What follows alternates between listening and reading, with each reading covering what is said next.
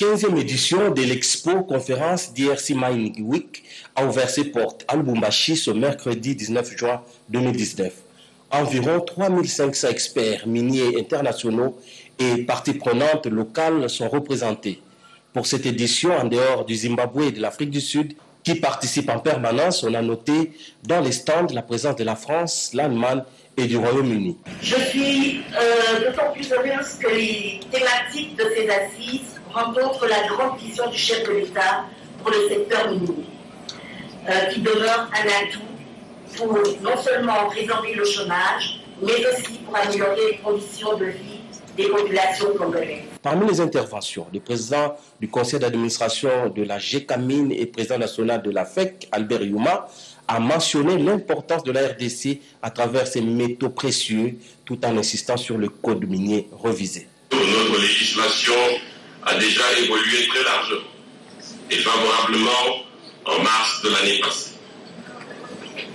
Je suis donc particulièrement reconnaissant à son Excellence le Président de la République, Félix-Antoine Tshisekedi Tshilombo, d'avoir affirmé et réaffirmé avec force et constance qu'il ne laisserait pas la réforme de son prédécesseur être altérée comme certains le souhaitent.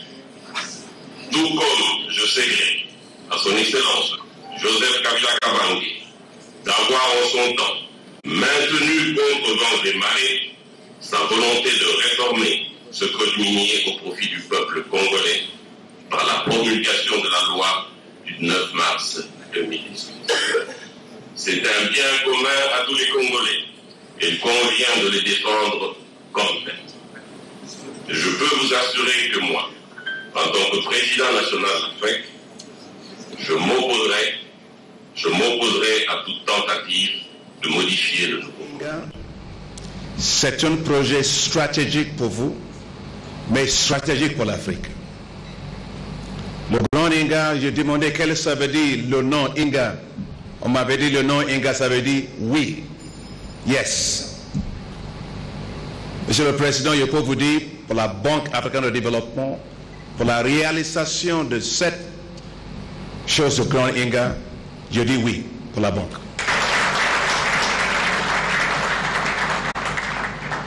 Monsieur le Président, je suis là en tant qu'avec 3 casquettes. Casquette de président de la Banque africaine de développement. Il y a même le financement de la Banque africaine de développement. Mais pour moi, les choses les plus importantes, je suis ici en tant que votre ami et votre frère. Et pour vous, je voulais vous dire, Monsieur le Président, vous aurez des succès et des succès.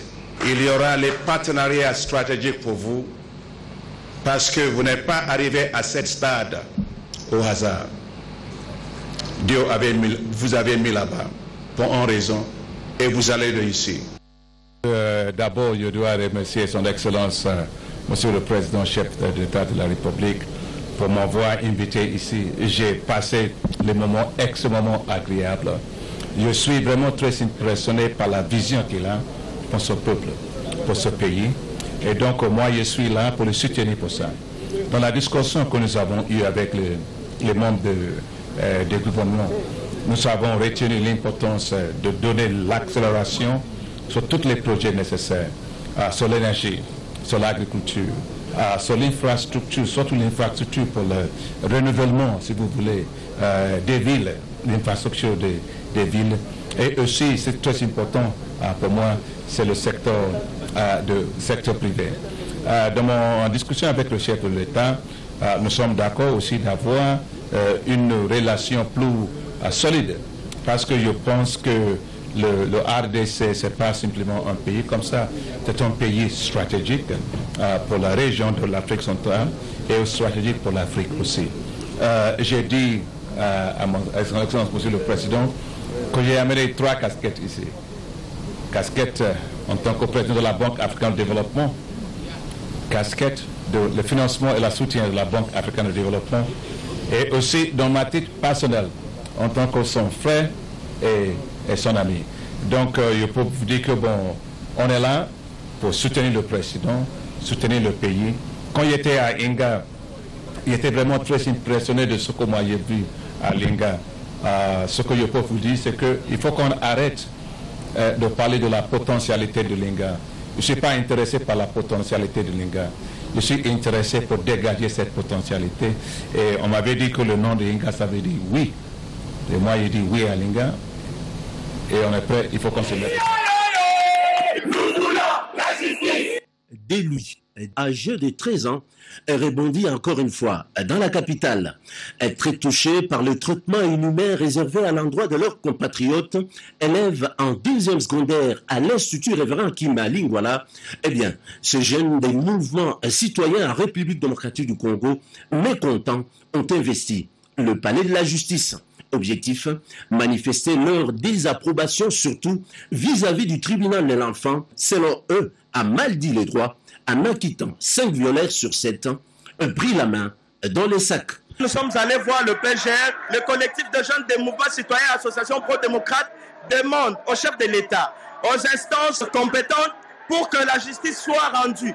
Comment trouvez-vous possible à ce que la fille qui est violée est exclue de la prestation dans ses examens et sa petite sœur et les violeurs ont fait leurs examens et ils sont protégés. On condamne que 2 et les autres parce qu'ils sont de familles influentes, ils ont des moyens, ils viennent de familles de sénateurs et de députés, on le protège. Ça, ce n'est pas le pouvoir dictateur. S'il vous plaît, l'état de droit d'abord. L'avocate de la victime a réussi tout de même à voir le procureur général et tenter de calmer la tempête. Les décisions ont été rendues de premier degré. Merci. Nous sommes rassurés. Le tribunal pour l'enfant va reprendre le procès. Non, en matière d'enfant, ça requiert célérité et barokendembang. Pris à partie dans cette affaire, les responsables de l'Institut Révérend Kim, où étudie la fille violée, sortent du silence. Tenez ces parents-là, bien qui est un responsable, va laisser son enfant mineur le 17 mai se déplacer. L'école, ce jour-là, avait même donné, avant le 17, le 16, l'école avait bel et bien donné un avis aux parents. Que, chers parents, le 17 mai est déclaré férié chemin, gardez vos enfants à la maison. L'école est impliquée à cette histoire en quoi? Ces dossiers du viol, qui est presque sur toutes les lèvres à Kinshasa, continuent à parler. Suivant une séance de travail qu'elle a débuté le mercredi 19 juin 2019, la ministre du Genre, Enfants et Famille, Chantal Safulo Poussa, a échangé ce jeudi 20 juin 2019 avec les députés, les agences du système des Nations Unies, les organisations non gouvernementales internationales, les cadres et agents du ministère du Genre, la société civile, la jeunesse, les associations féminines et celles qui militent pour la protection des droits de l'enfant, ainsi que la presse congolaise. La patronne du genre a élargi la discussion aux autres composantes, évoquant essentiellement l'affaire de viol commis sur une élève mineure âgée de 13 ans par ses 7 camarades garçons, tous élèves du complexe scolaire Révérend Kim, qui continue à faire couler beaucoup d'encre et de salive. Cette question nous préoccupe tous, car aucun élève ne peut subir des actes de viol. Et aucun enfant ne peut être amené à commettre le viol. Tolérance zéro face à tous les violeurs, enfants et adultes compris. Le ministère déplore la défaillance de la prise en charge éducationnelle dont les chefs des parents, des éducateurs et de la communauté tout entière. Aussi, la ministre du Genre, Enfants et Famille laisse entendre qu'elle continue à mener des plaidoyers auprès du chef de l'État pour le lancement de la campagne Tolérance zéro aux auteurs des violences sexuelles, telle que recommandée par la déclaration des chefs d'État et de gouvernement de Kampala sur les violences sexuelles basées sur le genre de 2011. Chantal Safulo Poussa appelle à la réactivation de tous les mécanismes et à mener des plaidoyers en vue de redynamiser tous les organes de protection des droits de l'enfant dans les soucis de mettre fin à ces flots. Nouvelle-Jérusalem, lieu de pèlerinage par excellence pour les fidèles kimbongistes. Mais au-delà de cette appartenance religieuse, Nkamba, c'est aussi une agglomération dont le flux migratoire dépasse les convictions chrétiennes. Elle est située à plus de 70 km de Mbanza-Ngungu. C'est grâce au programme d'urgence sur les 100 premiers jours du président de la République, Félix-Antoine Tshisekedi Tshilombo, que la route d'Nkamba figure parmi les ouvrages réhabilités. Cela fait le bonheur des usagers de cet axe routier. Si l'on pouvait facilement prendre 4 heures ou plus avant d'arriver à Nkamba, il n'en est plus le cas aujourd'hui. Grand merci aux autorités du pays pour la réhabilitation de cet axe routier. Les véhicules et autres motocyclistes se rivalisent pour fréquenter les tronçons compris entre Nkamba et Mbanza-Ngungu. Une route entièrement réhabilitée en terre battue, certes, mais pendant ce premier quinquennat de Félix Tshisekedi, sa modernisation n'est pas exclue par l'office des routes. Nous sommes sur la route qui relie Mbanza-Ngungu à Nkamba, passant par Goma-Matadi. Ça fait environ 67 km. Et là, nous sommes en train de